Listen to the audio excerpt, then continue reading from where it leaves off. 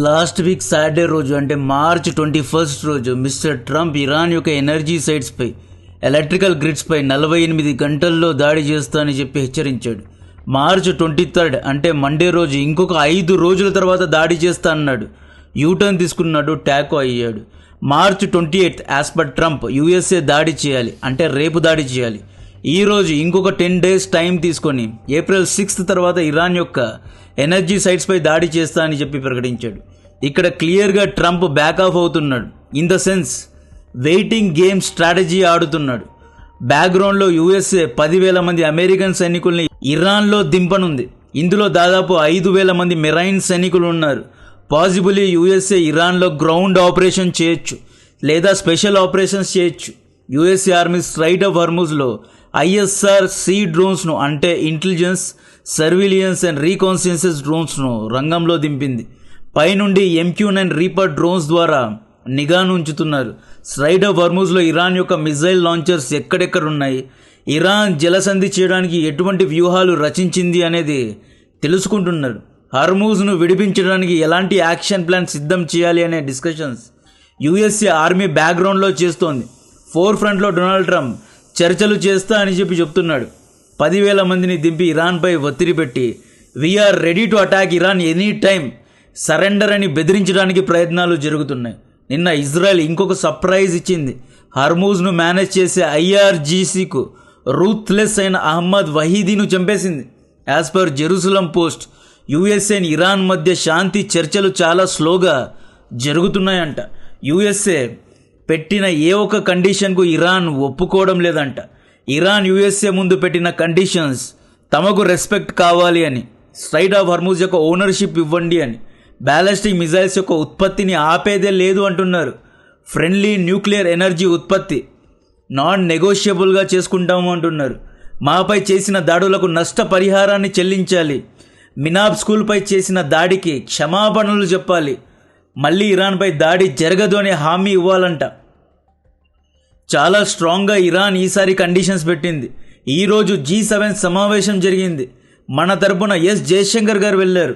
మొన్న ఇండియాలో జరిగిన ఆల్ పార్టీ మీటింగ్లో ఎవరో అడిగారు, పాకిస్తాన్, ఇరాన్ అండ్ యూఎస్ఏ మధ్య మీడియేషన్ చేస్తోంది, యాక్చువల్లీ ఇండియా చేసి ఉండాలి ఈ మీడియేషన్ అని అడిగితే జయశంకర్ గారు సూపర్గా సమాధానం ఇచ్చారు. ఇండియా పాకిస్తాన్ లాగా బ్రోకర్ కాదు అన్నారు. ఈ డైలాగ్ను చాలామంది విమర్శిస్తున్నారు. అక్కడ పాకిస్తాన్ ఏం చేస్తోందో తెలుసా? Pakistan deputy PM Ishaq Dar Chinese finance minister Chinese FM వ్యాంగీకు కాల్ చేసి ఇరాన్ ఒఫీషియల్స్తో మాట్లాడు అని అడిగాడంట. అక్కడ పాకిస్తాన్ పోస్ట్ మ్యాన్ పని చేస్తోంది. వ్యూహాత్మకమైన బ్రోకరేజ్ ఏమీ చేయడం లేదు. యూఎస్ఏ ఇరాన్కు టీ కాఫీలు అందివ్వడం, కోఆర్డినేషన్ చేయడం వంటివి చేస్తోంది. డొనాల్డ్ ట్రంప్ చెప్పినట్లు ఆ సమాచారాన్ని ఇరాన్కు చేరవేస్తోంది. నేను నా ప్రీవియస్ వీడియోస్లో కూడా మీకు గుర్తుంటే టర్కీ, ఖతార్, పాకిస్తాన్, ఒమాన్ వంటి దేశాలు బ్రోకర్ దేశాలు అని చెప్పా. చాలాసార్లు చెప్పా. కాఫీ బిస్కెట్లు తిని సొల్లు కబర్లు చెప్పుకునే బ్యాచ్ ఇది. వీళ్ళు ఎప్పటికీ అంటే ఇంతవరకు ఏ ఒక్క యుద్ధాన్ని ఆపలేదు. మంది గొడవల్లో దూరి పోస్ట్ మ్యాన్ పని చేసే బ్యాచ్ ఇది. జియో పాలిటిక్స్లో సిగ్నిఫికెన్స్ లేని దేశాలు బ్రోకర్ పనులు చేస్తూ ఉంటారు. But we are clients. మేము ప్రతిరోజు అంటే భారత్ ప్రతిరోజు 55 lakhs barrels ఆఫ్ ఆయిల్ను కొంటుంది. There are many countries to sell oil to India. Yes, oil disruptions ఉండవచ్చు, బట్ ఇది పర్మనెంట్ కాదు.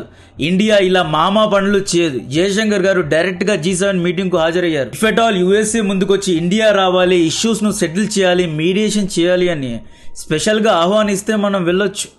లైక్ యుక్రెయిన్ యుద్ధంలో రష్యా, యుక్రెయిన్ ఇద్దరూ ఆహ్వానించారు, కానీ మనం వెళ్ళలేదు, మీడియేషన్ చేయలేదు. జయశంకర్ గారు మాస్టర్ స్ట్రోక్ డైలాగ్ ఇచ్చి G7 మీటింగ్లో తెల్లోళ్ళ మధ్యలో కూర్చున్న దృశ్యాలు ఇక్కడ చూడొచ్చు. మనం G7లో ఒక మెంబర్గా లేము, బట్ అబ్జర్వర్గా ఉన్నాము. ఈ మీటింగ్కు డొనాల్డ్ ట్రంప్ అటెండ్ కాలేదు. మార్కో రూబియో వెళ్ళాడు, బట్ దూరంగానే ఉన్నాడు. వెస్ట్ దేశాలు ఎస్పెషలీ నాటోలో ఉన్న 32 దేశాల్లో ఎవరే కానీ యూఎస్ఏకు సపోర్ట్ చేయడానికి ఇరాన్ యుద్ధంలో దిగలేదు. ట్రంప్ ఏమంటాడు అంటే మాకు నాటో అవసరం లేదు అంటాడు. డైవర్స్ ఇచ్చేశాడు. ఫైనలీ పుతిన్ కళ నెరవేరేలా ఉంది. నాటోను ఎలాగైనా చీల్చాలి అని పుతిన్ పెట్టుకున్న ఆశలు ఫైనలీ నిజమవుతున్నాయి. జస్ట్ కర్మ అనేది ఎలా బూమరాంగ్ అయిందో చూడండి. యుక్రెయిన్ నాటోలో లేదు. యుక్రెయిన్ నాటోలో జాయిన్ అవుతుంది అనే ప్రపోజల్కు పుతిన్ ఒప్పుకోలేదు కాబట్టే యుద్ధం జరిగింది. 4 ఏళ్ళు యుక్రెయిన్ రష్యా మధ్య యుద్ధం జరిగింది. యుక్రెయిన్ కోసం నాటో దేశాలన్నీ రష్యాకు వ్యతిరేకంగా పోరాడాయి. నాటోకు హెడ్ అయిన, నాటోకు అత్యధికంగా డిఫెన్స్ అంటే పెట్టుబడి పెట్టే యూఎస్ఏ ఇప్పుడు యుద్ధంలో ఉంది. ఇరాన్ యూఎస్ఏ యొక్క బేసెస్పై దాడి చేసింది, 12 మంది అమెరికన్ సైనికుల్ని చంపేసింది, యూఎస్ఏ యొక్క ట్రేడ్ షిప్స్ను బ్లాక్ చేసింది. ఇన్ని జరిగిన నాటోలో ద సోకాల్డ్ ఆర్టికల్ 5 అనేది యాక్టివేట్ అవ్వడం లేదు. ఆర్టికల్ 5 గురకబెట్టి నిద్రపోతోంది. లేనప్పుడు ఇక యుక్రెయిన్కు అమెరికాకే రక్షణ లేనప్పుడు ఇక యుక్రెయిన్ను వీళ్ళు ఎలా రక్షిస్తారు? వెస్ట్ యూరోప్ దేశాలు చలనం లేకుండా ఉన్నాయి. ఎవడే కానీ ట్రంప్కు హెల్ప్ చేయడానికి యుద్ధ భూమిలో దిగడం లేదు. సౌదీ అరేబియా దగ్గర 200 ఫైటర్ జెట్స్ ఉన్నాయి. ఎందుకు? ఏమీ ఉపయోగం లేదు. యుద్ధంలో దూరడం లేదు, న్యూట్రల్గా ఉన్నారు. యుఎస్ఏ పాపం ఒంటరైపోయింది. నెక్స్ట్ జరగబోయేది ఏంటో తెలుసా? యుఎస్ఏ రష్యా ఇద్దరూ కలిసి యుక్రెయిన్ను ఆక్రమించుకుంటారు. వెస్ట్ యూరోప్ నాయకులు ఇప్పుడు హ్యాపీగా ఉండవచ్చు. ఈ యుద్ధానికి మాకు ఎటువంటి సంబంధం లేదు అని చెప్పవచ్చు. యుఎస్ఏకు హెల్ప్ చేయకపోవచ్చు. బట్ ఐ స్వేర్ ఇరాన్ యుద్ధం ఎండ్ అయిన తర్వాత యుక్రెయిన్, జర్మనీ, ఫ్రాన్స్లో జరగబోయే గేమ్ మీరు చూస్తారు. పుతిన్ ఫ్రాన్స్, జర్మనీ, ఇటలీపై దాడి చేస్తూ ఉంటే యుఎస్ఏ నవ్వుకుంటూ ఒక మూల కూర్చుంటుంది. యుఎస్ఏ కూడా యుక్రెయిన్ రష్యా యుద్ధం మధ్యలో దూరదు. పుతిన్ యుక్రెయిన్ యొక్క అన్ని భూభాగాలను తమలో కలుపుకుంటాడు. యుక్రెయిన్ చావును చూస్తారు. వెస్ట్ యూరోప్ హ్యాపీగా ఇప్పుడు ఉండొచ్చు. బట్ హ్యాపీ అవర్స్ అయిపోయాయి. G7 మీటింగ్లో రూబియో ఒక మూలకు కూర్చున్నాడు, డిస్ఇంట్రెస్టెడ్గానే ఉన్నాడు. ఈ ఫోటో చూడండి, రైట్ సైడ్ లాస్ట్లో ఒక మూలకు రూబియో నిలబడ్డాడు. చూడడానికి కన్నుల విందుగా ఉంది కదా ఈ ఫోటో. యాక్చువల్లీ ఈ ఫోటో మధ్యలో యుఎస్ఏ రిప్రజెంటేటివ్స్ ట్రంప్ లేదా రూబియో ఈ ఫోటో మధ్యలో నిలబడాలి. బట్ ఫస్ట్ టైం ఒక మూలకు నిల్చున్నారు. క్లియర్గా NATO is breaking. I'm not there to make them happy అనే స్టేట్మెంట్ రూబియో ఇచ్చాడు. అంటే వెస్ట్ యూరోప్ దేశాలను హ్యాపీ చేయడానికి నేను ఇక్కడ లేను అంటాడు. వార్ అప్డేట్స్ ఏంటి అంటే ఇరాన్ 1,00,000, 2,00,000 కాదు, దాదాపు 10 లక్షల మంది సైన్యాన్ని రెడీ చేస్తోంది. ఒకవేళ యుఎస్ఏ గ్రౌండ్ ఇన్వేషన్ చేసి ఆక్రమణకు దిగితే అడ్డుకోవడానికి 10 లక్షల మంది సైన్యం సిద్ధంగా ఉన్నారు. పర్సనలీ నా ప్రకారం యుఎస్ఏ గ్రౌండ్ ఇన్వేషన్ చేస్తే సెల్ఫ్ సూసైడే అవుతుంది. ఇజ్రాయెల్ లాగా ఎయిర్ స్ట్రైక్స్ చేయాలి, ప్రాపర్ ఇంటెలిజెన్స్తో టార్గెటెడ్గా అటాక్స్ చేయాలి. అంతే తప్పితే ఇరాన్పై ఇన్వేషన్ చేయడానికి, కవాతు చేయడానికి దిగితే 9:1 రేషియో ఉండాలి. 90 లక్షల మంది సైన్యాన్ని ఓడించాలి అంటే ఇరాన్ యొక్క 9 లక్షల మంది సైన్యాన్ని ఓడించాలి అంటే యుఎస్ఏ దగ్గర 90 లక్షల మంది సైన్యం ఉండాలి. పారా ట్రూపర్స్ను దించి స్ట్రాటజీగా అటాక్ చేస్తామంటే కుదరదు. ఇది ఇరాక్, లిబియా, గాజా కాదు, ఫ్లాట్ గ్రౌండ్స్, డెజర్ట్స్ ఎక్కడా లేవు. ఇరాన్లో కొండ లోయలు ఉన్నాయి అండ్ లోయలు కూడా చాలా నేరోగా ఉన్నాయి. ఇజ్రాయెల్ డిఫెన్స్ ఫోర్స్కు చీఫ్ లెఫ్టినెంట్ జనరల్ అయాజ్ ఎమీర్ ఏమంటారు అంటే 2023 నుండి ఇజ్రాయెల్ యుద్ధంలో కూరుకుపోయింది కాబట్టి మ్యాన్ పవర్ షార్టేజ్ రావచ్చు అన్నారు. ఆబ్వియస్లీ రావచ్చు.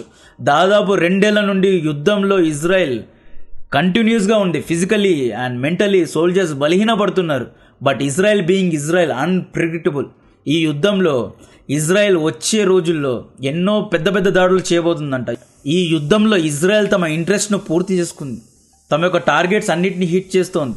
ప్రతిరోజు రాత్రి ఇజ్రాయెల్ ఇరాన్ యొక్క ఇస్ఫహాన్, ఫార్దౌ అండ్ నతాజ్ వంటి న్యూక్లియర్ సైట్స్పై దాడి చేస్తోంది. ఇజ్రాయెల్ చేసిన దాడుల తర్వాత మళ్ళీ తమ యొక్క న్యూక్లియర్ ఇన్ఫ్రాస్ట్రక్చర్ను రెడీ చేయడానికి ఇరాన్కి 10 ఏళ్ళు పడుతుంది. యుఎస్ఏ పరువు ఈ యుద్ధంలో డెఫినెట్గా పోయింది. ఇరాన్ ఇజ్రాయెల్పై సింబాలిక్గానే దాడులు చేస్తోంది. అంటే దాడులు చేయాలంటే చేస్తోంది. ఇజ్రాయెల్ యొక్క ఆస్తులపై పెద్దగా నష్టమేమీ లేదు.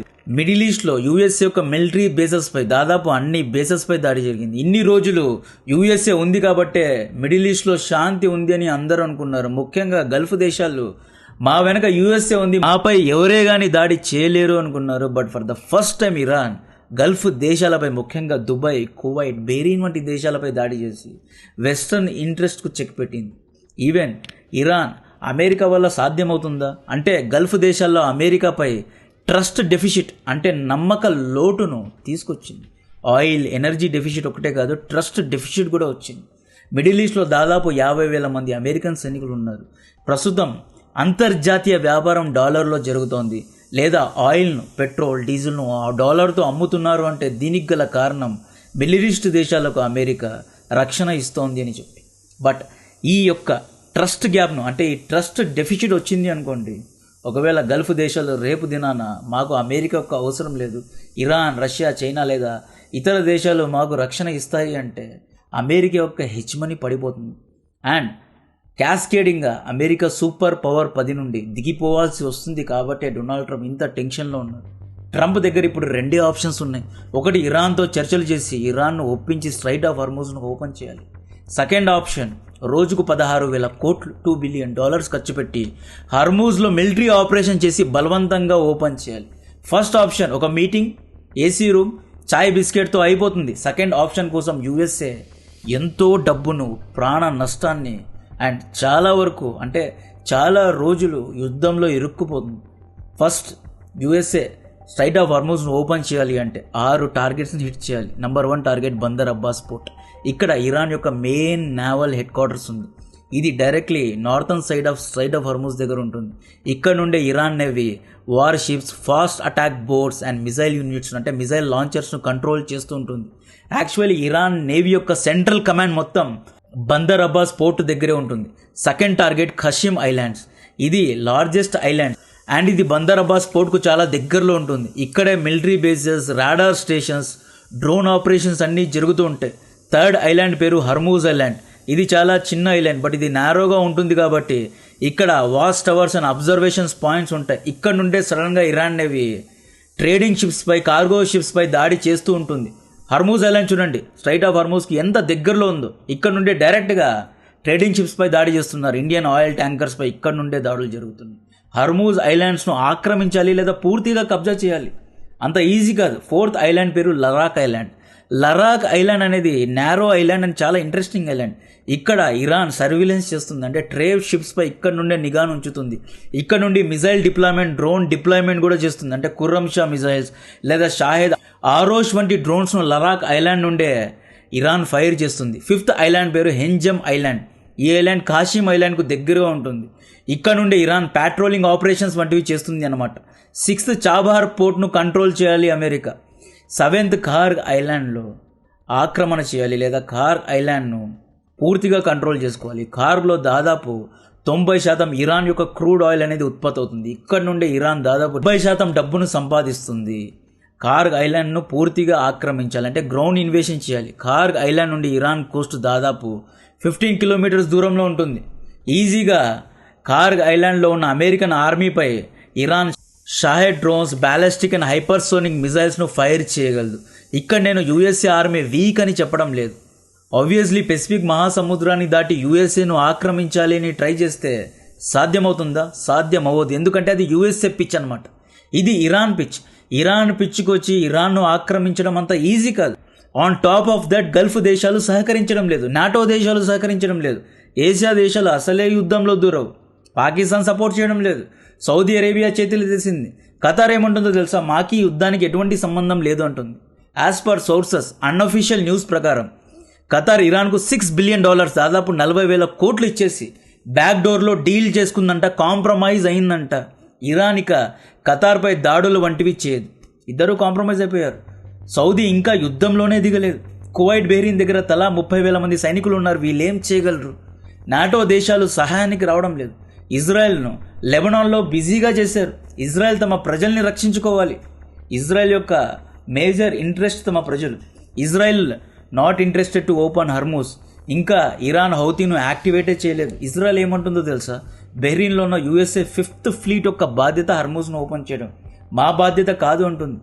ఇజ్రాయలీ ప్రజల్లో ఇజ్రాయలీ ఆర్మీ పట్ల ట్రస్ట్ లేదు లేదా నమ్మకం లేదు అంటే ఇజ్రాయలీ ప్రజలు ఎక్సోడస్ అవుతారు. అంటే ఇజ్రాయెల్ను వదిలి యూరోప్కు లేదా అమెరికాకు వెళ్ళిపోతారు. అలా వెళ్ళిపోతే ఇజ్రాయెల్ యొక్క ఉనికే ప్రమాదం. మిడిల్ ఈస్ట్లో ఇజ్రాయెల్ అనేది అమెరికాకు ఒక మిలిటరీ బేస్ లాగా పనిచేస్తుంది. మిడిల్ ఈస్ట్లో ఇజ్రాయెలే లేదు అంటే ఒక సూపర్ పవర్ లేనట్లే. సో అమెరికాకు కూడా ఇది చాలా పెద్ద ఎదురు దెబ్బ అన్నమాట. ఇంకా ఇరాన్ హౌతీను యాక్టివేట్ చేయలేదు. యమన్ నుండి హౌతీ బాబ్ అల్ మండబ్ అంటే రెడ్ సీ యొక్క సముద్ర దారిని బ్లాక్ చేయగలదు. 70% ఆయిల్ రెడ్ సీ ద్వారానే వెళ్తుంది. స్ట్రైట్ ఆఫ్ హర్మూజ్ను బ్లాక్ చేస్తే కేవలం 20% ఆఫ్ ఆయిల్ మాత్రమే బ్లాక్ అయింది. బాబ్ అల్ మండబ్, రెడ్ సీ కనుక బ్లాక్ అయితే దాదాపు ప్రపంచంలో ఉన్న దాదాపు 90% ఆయిల్ యొక్క సరఫరా ఆగిపోతుంది. నేను యుద్ధం స్టార్టింగ్లోనే చెప్పాను, ఫస్ట్ వీక్ ఆ సెకండ్ వీక్లోనే చెప్పా, ఈ యుద్ధంలో యూఎస్ఏ గెలవడం చాలా కష్టమని చెప్తే కొంతమంది ట్రోల్ చేశారు. ఆ కొంతమందికి అర్థం కాని విషయం ఏంటి అంటే ఇరాన్ యొక్క జియోగ్రఫీ అండ్ ఇరాన్ యొక్క స్ట్రాటజిక్ ప్లేస్మెంట్ అనేది ఈ యుద్ధంలో చాలా క్రిటికల్గా మారింది. ముఖ్యంగా ఇరాన్ ఈ మూమెంట్ కోసం 20 years నుండి ట్రైన్ అవుతోంది. చాలా ప్రిపేర్డ్గా ఈసారి ఇరాన్ ఉంది కాబట్టే ఇరాన్ను యూఎస్ఏ కొట్టలేదు అని చెప్పా. ఇప్పుడు పెద్ద పెద్ద మీడియా ఛానల్స్ కూడా నేను 2 వీక్స్ బ్యాక్ చేసిన మ్యాటర్ని ఇప్పుడు చెప్తున్నాయి. Why USA is not winning the war అని చెప్తున్నారు. నెపోలియన్ బొనాపార్టీ ఒక మాట అంటారు, ఈయన గ్రేటెస్ట్ జనరల్. ఈయన ఏమంటారు అంటే యుద్ధాన్ని డిసైడ్ చేసేది టెరైన్ అంటారు, పొజిషనింగ్ అండ్ టెరైన్ అంటారు. It's not about the technology are army size decide the war. Terrain advantage యుద్ధాన్ని డిసైడ్ చేస్తుంది. వియట్నాంలో యుఎస్ఏ ఓడిపోయింది. ఎందుకు ఓడిపోయింది? వియట్నాంలో కొండ అడవులు ఉన్నాయి అని. ఆఫ్ఘనిస్తాన్లో సోవియట్ రెడ్ ఆర్మీ రష్యా ఓడిపోయింది. ఎందుకు ఓడిపోయింది? ఆఫ్ఘనిస్తాన్లో హిందూ కుష్ వంటి పెద్ద పెద్ద మౌంటైన్స్ ఉన్నాయి. ముజాహిదీన్లు దాక్కొని యుద్ధం చేశారు.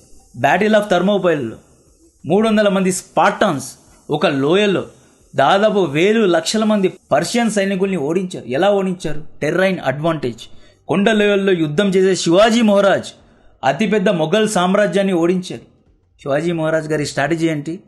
కొండ లోయల్లో దాక్కోవడం, గెరిల్లా యుద్ధ నీతి చేయడం. ఇరాన్లో ఆల్బ్రోస్, జాగ్రోస్ వంటి 2 కొండలు ఉన్నాయి. అండ్ దీని యొక్క లోయల యొక్క పాసెస్ చాలా నేరోగా ఉన్నాయి. ఈ విషయం యుఎస్ఏ ఆర్మీకు తెలుసు. బట్ డొనాల్డ్ ట్రంప్ అర్థం చేసుకోవడం లేదు. డొనాల్డ్ ట్రంప్ ఓటమిని ఒప్పుకోవడం లేదు. యూటర్న్ అంటే యుద్ధాన్ని ఆపడం లేదు. మొండిగా 10 రోజులు 20 రోజులు యుద్ధాన్ని పొడిగించుకుంటూ పోతున్నాడు. స్టాక్ మార్కెట్స్ను మ్యానిపులేట్ చేస్తున్నాడు. మొత్తం ప్రజల్ని ఖియాస్కు తీసుకెళ్తున్నాడు. స్ట్రైట్ ఆఫ్ హార్మూజ్ ఉంది కదా, దీనికి అటు సైడ్ అంటే ఇరాన్ సైడ్ పూర్తిగా కొండలే ఉంటాయి. ఆ కొండల్లో దాక్కొని ట్రేడింగ్ కార్గో షిప్స్పై దాడులు చేసుకుంటూ పోతారు. ఇరాన్కు నేవీనే అవసరం లేదండి. నేవీ ఎవరికి ఉండాలి? ఓపెన్ సీలో యుద్ధం చేయడానికి, ఓపెన్ ఓషన్లో యుద్ధం చేయడానికి navy, destroyers, air craft carriers కావాలి. ఇరాన్కి అసలు ఏమీ అవసరం లేదు. ఇరాన్ దగ్గర స్పీడ్ అటాక్ బోట్స్ ఉన్నాయి, సీ డ్రోన్స్ ఉన్నాయి. అండ్ కొండల్లో దాక్కొని స్ట్రైట్ ఆఫ్ హార్మూజ్ యొక్క వంపు ఉంది కదా, ఈ చోక్ పాయింట్, ఇక్కడ ఏ షిప్ వెళ్ళినా అక్కడ దాడి చేస్తున్నారు. యుఎస్ఏ ఇరాన్ను ఓడించాలి అంటే ఈ 5 ఐలాండ్స్ అండ్ ఈ కొండ ప్రాంతాలని ధ్వంసం చేయగలరా? జీబియూ బంకర్ బస్టర్ బాంబ్స్ 1,00,000 బాంబ్స్ను వేసినా కూడా కొండల్ని ధ్వంసం చేయలేరు. కొండలు మొత్తాన్ని ఫ్లాట్ చేసేయాలి, ఎడారిలాగా చేయాలి. అప్పుడే వీళ్ళు స్ట్రైట్ ఆఫ్ హార్మూజ్ను కంట్రోల్ చేయగలరు. ఒకవేళ straight of Hormuz Iran coastal line దగ్గర ఎడారి ఉంది అనుకోండి, లేదా ఫ్లాట్ ల్యాండ్ ఉంది అనుకోండి, ఇరాన్ డెఫినెట్గా హార్మూజ్ను కంట్రోల్ చేసేదే కాదు. యూఏఈ దగ్గర ఫ్లాట్ ల్యాండ్ ఉంది, బట్ ఇరాన్ దగ్గర ఫ్లాట్ ల్యాండ్ లేదు, కొండలు ఉన్నాయి. And last but not least, Donald Trump stock మార్కెట్ను మ్యానిపులేట్ చేస్తున్నాడు అని చాలామందికి అర్థమైపోయింది. లాస్ట్ మండే మార్చ్ 23 రోజు ట్రంప్ ఇరాన్పై దాడిని 5 days పోస్ట్పోన్ చేశాడు. మండే రోజు దాడి చేస్తానని చెప్పి 5 days సడన్గా పోస్ట్పోన్ చేశాడు. ఆ టైంలో ఫ్యూచర్స్లో చాలామంది డబ్బులు సంపాదించుకున్నారు. ట్రంప్ స్టేట్మెంట్ కంటే ముందు ఫ్యూచర్స్లో 1000 కోట్లు పెట్టారు. S&P గ్లోబల్లో ఫ్యూచర్స్లో బుకింగ్ జరిగింది. ట్రంప్ ఇరాన్పై దాడులు చేయనని ప్రకటించిన తర్వాత S&P గ్లోబల్ 5%కు, డౌ 4%కు, నాస్డాక్ 3%కు పెరిగింది. కాబట్టే చాలా ప్రాఫిట్స్ను బుక్ చేసుకున్నారు. ఇరాన్ యుద్ధం ద్వారా Trump short selling, manipulation and ఫ్యూచర్స్లో డబ్బులు కొన్ని కోట్లు సంపాదించుకున్నాడు. కేవలం 20 minutesలో 1000 కోట్ల వరకు సంపాదించుకున్నాడు. ట్రంప్ ప్రత్యాపారం గురించి నాన్ టెక్నికల్గా సింపుల్గా ఎక్స్ప్లెయిన్ చేస్తా చూడండి. నిన్న ఉదయం ట్రంప్ ఈరోజు సాయంత్రం 5 గంటలకు ఇరాన్ యొక్క బుషేర్ న్యూక్లియర్ ప్లాంట్పై దాడి చేస్తా అనే స్టేట్మెంట్ ఇచ్చాడు. This means full scale war. ఇలా యుద్ధం జరగబోతోంది అని తెలిస్తే స్టాక్ మార్కెట్లో ఉన్న ట్రేడర్స్ డబ్బులు ఎత్తేస్తారు. అంటే స్టాక్ మార్కెట్ యొక్క ఇండెక్స్ పడిపోతుంది అన్నమాట. యూఎస్ఏలో S&P గ్లోబల్ ఉంది. దీంట్లో యూఎస్ఏ యొక్క టాప్ 500 కంపెనీస్ ఉంటాయి. అంటే గూగుల్, అమెజాన్, మైక్రోసాఫ్ట్ వంటి కంపెనీస్ అన్నీ. ఈ థ్రెడ్ తర్వాత S&P యొక్క పాయింట్స్ 5000కు పడిపోయాయి. రవి అనే వ్యక్తి ట్రంప్ వ్యాపారాలు చూసుకుంటాడు అనమాట. ఈరోజు 5 గంటలకు ట్రంప్ దాడులు చేయను, ఇరాన్తో యుద్ధం చేయను అనే స్టేట్మెంట్ ఇవ్వబోతున్నాడు. ఈ విషయం ట్రంప్కు అండ్ యూఎస్ఏ యొక్క అఫీషియల్స్కు మాత్రమే తెలుసు. ట్రంప్ ఏం చేస్తాడు, సీక్రెట్గా రవికు కాల్ చేసి ఫ్యూచర్స్లో బుక్ చేయి అంటాడు. రవి ఈరోజు 4:30 అంటే 5 గంటలకు ట్రంప్ యుద్ధాన్ని ఆపేస్తున్నాను అనే స్టేట్మెంట్ ఇవ్వడానికి అర్ధగంట ముందు, 30 minutes ముందు రవి ఏం చేస్తాడు, ఫ్యూచర్లో అంటే 3 days తర్వాత 5000 రూపీస్ విలువ గల స్టాక్స్ కొంటా అనే బుకింగ్ చేస్తారు. అంటే ఒక బెట్ చేస్తాడు అనమాట. ఈరోజు 5 గంటలకు ట్రంప్ యుద్ధాన్ని ఆపేస్తున్నా అనే ప్రకటన చేశాడు. దీంతో markets happy, traders happy. S&P global యొక్క పాయింట్స్ 6000కు పెరుగుతాయి. రవి ఫ్యూచర్స్లో 5000 మాత్రమే బుక్ చేశాడు. రవి ఏం చేస్తాడు, 5000 విలువ గల స్టాక్స్ కొంటాడు. రవి ఏం చేస్తాడు, 5000 పెట్టి 6000 విలువ గల స్టాక్స్ను కొంటాడు. అంటే టేబుల్ ప్రాఫిట్ 1000 రూపీస్. ఈ 1000 రూపీస్ రవి డొనాల్డ్ ట్రంప్కు ఇస్తాడు అన్నమాట. డొనాల్డ్ ట్రంప్ ఈ గ్యాంబ్లింగ్ చేస్తున్నాడు. This is called gambling. ఒక ఉచ్చమైన పదవిలో ఉన్న వ్యక్తి, ప్రపంచ రాజకీయాలను శాసించే వ్యక్తి, రేపు ఇరాన్పై దాడి చేస్తారా లేదా అని తెలిసిన వ్యక్తి ఇలాంటి గ్యాంబ్లింగ్ ఆడుతుంటే అమెరికా ప్రజలు పాపం ఎన్నో లక్షల కోట్లు నష్టపోయారు. యాక్చువల్లీ ఏప్రిల్ 2025 నుండి అమెరికన్ స్టాక్ మార్కెట్స్ అన్నీ అన్ప్రెడిక్టబుల్ అయిపోయాయి. డెఫినెట్గా డొనాల్డ్ ట్రంప్ ఈ పత్యాపారం చేస్తున్నాడు కాబట్టి అమెరికాలో ఉన్నవారు దయచేసి మీ స్టాక్స్ను హోల్డ్ చేసుకోండి. ఈయన మాటలో నమ్మద్దు. ఏప్రిల్ 6th రోజు కూడా వచ్చి ఇంకొక 10 days టైం తీసుకుంటాడు. ఇలా చాలా రోజుల నుండి చేస్తున్నాడు. చాలామంది దీని గురించి చెప్పారు. ఇక వార్ అప్డేట్స్ దగ్గరకు వస్తే అబుదాబిలో డెబ్రీస్ పడి ఒక భారతీయుడు చనిపోయారు, ఇంకొక భారతీయుడు గాయపడ్డారు. నేను ఆల్రెడీ చెప్పా కదా బయటికి వెళ్ళొద్దు అని. ఓన్ రిస్క్ ఒక వ్యక్తి చనిపోయాడు. అండ్ దీని గురించి మరిన్ని డీటెయిల్స్ ఇస్తూనే ఉంటా. కాంటెంట్ నచ్చితే వీడియోను లైక్ చేయండి, ఛానల్ను సబ్స్క్రైబ్ చేసి అందరికీ షేర్ చేయండి. జై హింద్.